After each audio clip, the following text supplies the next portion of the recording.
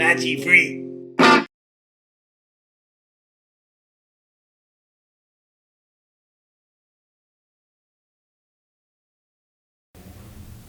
Capitalism is always the answer because socialism never works. Who gives a shit? Let's smoke some weed.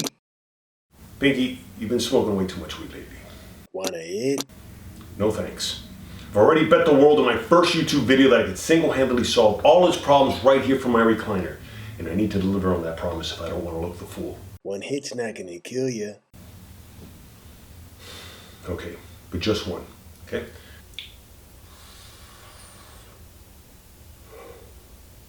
Wow, that was pretty good. See you on the flip side. What was I talking about again? Oh, that's right. Socialism never works. Muri mi gangwai, miriki di gugu. No, Scully, I don't have a PhD in economics. I don't even have a bachelor's degree, to be honest. Who cares? You don't have to go to college to understand basic economics and solve all the world's problems. And everything I need to know about economics I already learned back in high school. And with that said, let's define socialism. Now, according to my old high school economics textbook and post-modern day socialist websites, socialism is defined as an economic system where the means of production are democratically owned by the state, thus shared by the people. I know, it sounds pretty harmless, right? However, most champagne socialists tend to leave out a few key details. What they don't tell you, because they're probably not even aware of it, is that the state is hardly democratically elected, but has historically been an absolutist, totalitarian dictatorship that isn't as big on sharing as it is on oppressing and murdering its own people. Okay? Now let's compare that definition to capitalism's. Capitalism is also an economic system where individuals have the right to own property and have the right to create goods and services with that property and have the right to sell those goods and services in a free and open market for to other individuals. And they can do it for a profit in order to compensate them for the time, energy, and resources for the certain goods and services sold. You see the difference? In a sense, socialism is basically a recipe for an absolutist dictatorship, while capitalism is a succession of individuals' rights. And here are 4 reasons why socialism never works. Number 1, when everyone supposedly owns everything, nobody ultimately owns shit. Because number 2, that level of universal sharing undermines accountability.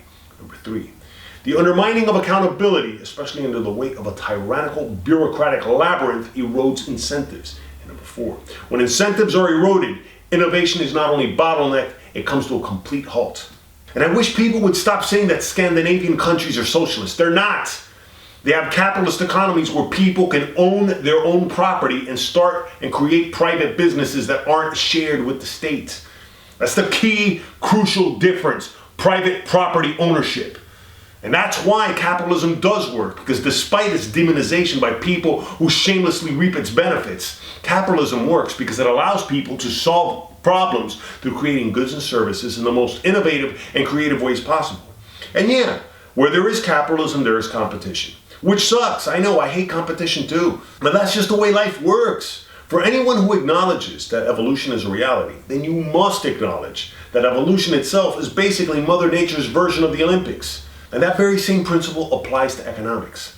And yes, because of competition, there will be winners and there will be losers. And many others in between. Kind of like spectators who benefit from watching the game play out. And just because someone is a winner at one point doesn't mean they're not a loser at another point, and vice versa.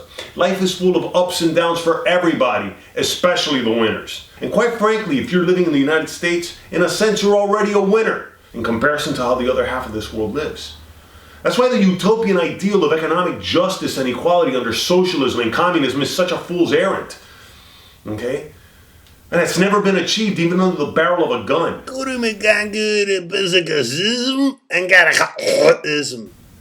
Socialism and communism are pretty much the same shit, Scully.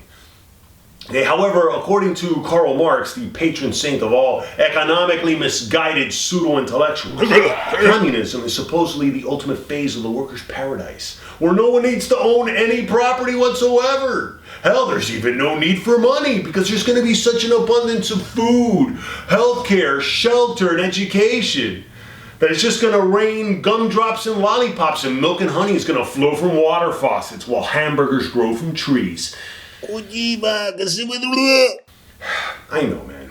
I shouldn't be such a cynical and sarcastic asshole, but I'll tell you why I not only loathe hearing people wax romantic about socialism and communism, but fear that kind of bullshit with my very life because of this despicable, degenerate dictator, Fidel fucking Castro, and the hallmark slogan of his freedom-fighting revolution, Socialismo o muerte, which translates to socialism or death. That's the thing. Whenever I see a political slogan with the word death as an ultimatum, it kind of creeps me out. By the way, it's funny. I found this picture on Tumblr, okay, with the title, "In Victory of Communism's Immortal Ideals." Yeah, and some of the little posts or tags had titles like, "Fuck yeah, Marxism, Leninism," and "Say it ain't capitalism." Right, on Tumblr, a privately held company backed by venture capitalists. And of course, they were probably posted with their iPhones by a bunch of fucking eggheads oblivious to their own bullshit. Ay, viva la revolución! Look, man, I don't want to cause divide or spread hate, okay? But I'll tell you the reason why I hate this man. Don't let the Mexican wrestling mask fool you. My family's Cuban, though I was actually born in Spain. But I consider myself American, period. Not Cuban American or Spanish American or Hispanic or Latin American, just American, full stop. And the reason why I don't hang those pretentious multi-culti labels on myself is because despite being an immigrant, I'm very proud of this country. Unlike some of you whiny cunts who were born here and still take it for granted. And stop apologizing for this country, you bunch of pussies. Are you aware of how much blood has been spilled to protect your freedoms and opportunities in this country and abroad that you're too blind to see? You're right, Scully. I'm getting carried away with my own anger, but it's fun sometimes. And sorry, look, I don't want to offend people. I really don't. It's just that in my humblissimo opinion, okay, I made up a little Spanglish there for you. In my humblissimo opinion, this is one of the greatest fucking countries this planet has ever seen, despite its ugly and shameful history. But then again, what country doesn't have an ugly and shameful history? And the reason why the good old US of A is one of the greatest countries is not just because of its freedom, but because of capitalism. And you can bet your bottom dollar that wherever there is freedom, there is capitalism.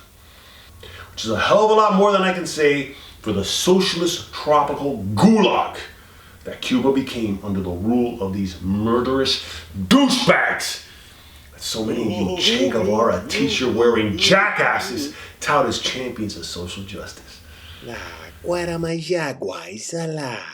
Sorry, Scully, but I find it very difficult to relax and take it easy when speaking about these psychopaths and the people that still aid and abet their tyranny. And that's the thing. I thought this phony fad of wearing this self-aggrandizing shithead on a t-shirt would have fizzled out like a bad fart by now. But apparently the stench still lingers.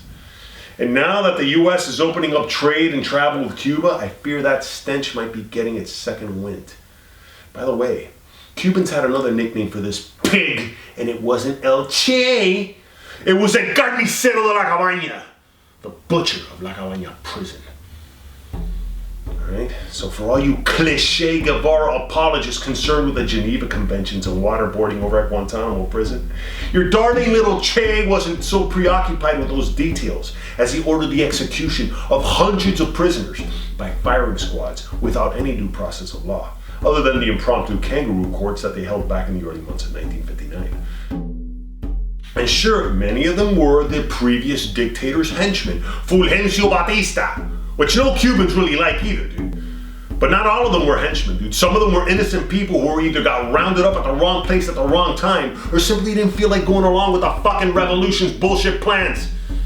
So for all you anti-death penalty activists, keep that in mind if you like quoting from this fucking shitty book, The Motorcycle Diaries. You know, fuck that. But hey, don't worry, I don't want to call for a ban on those stupid t-shirts or that stupid book. No, go ahead, wear your Che Guevara t-shirts with pride. That's what freedom's all about. I'm not offended by his iconic image.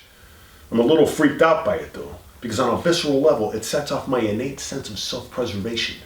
Yeah, it alarms and disturbs me to see people, especially those who deem themselves to be enlightened intellectuals, so concerned with human rights and equality, to blithely glorify murderous dictators like them that put people like my parents into forced labor camps where they were systematically shamed and humiliated and had everything they ever worked for confiscated before they could earn the right to be exiled out of their own country. And that is after they supported that fucking bullshit in the first place. But like I said, I don't want to repeat. I repeat, I do not want to ban El Che's little church of books, and much less burning them. And I most certainly don't want to divide people and spread hate like this monster did to millions of Cubans, even now after the embargo has supposedly been lifted, though it was never fully in effect to begin with. Okay? Yet I'm glad the embargo is being lifted, because now these fucknuts can no longer use it as an excuse for all the food shortages and rationing that's kept the Cuban people in line, literally and figuratively speaking. Because if there's one thing Cuba needs now is a fuel-injected shot at capitalism to make up for the half-century of tyranny, oppression, and despotic dystopian decay that only socialism can deliver. Nachi, hazme el santísimo favor de callarte la boca antes que te llamen la atención. No, mami. No me voy a caer la boca. Hace falta que más gente vea el daño que este alacrán ha causado al pueblo cubano para ver si al fin le hacen un juicio por sus crímenes contra la humanidad. Ay, Nachi, por favor, no seas tan ridículo. Eso nunca va a pasar. Ya, olvídate de eso y tú verás que con el tiempo todo se resolverá. No, mami, esa es la razón por qué hijoputas como él pueden aferrarse al poder absoluto. Porque la mayoría de la gente piensan así. Pero habla con tu hijo para ver si al fin se tranquiliza porque está alborotado. Oye, campeón, lo suave. Esta vida no vale la pena pasarla tan amargado y enojado con las cosas que no se pueden controlar. No te preocupes, papá. Ya estoy a terminar con este video. Sí, por favor, ya, termine con este videíto ahora mismito. Ok, mami, coño. Oye, no me hables así que yo soy tu madre y para de fumar marihuana. Si yo no estoy fumando marihuana, ahora. Ahora no, pero ya yo te vi fumándote un pito con tu amiguito que no me gusta para nada. Ok, mami, perdón. Sabes que yo te quiero. Yo también, mijo. Bueno. Thanks for watching. Homegrown.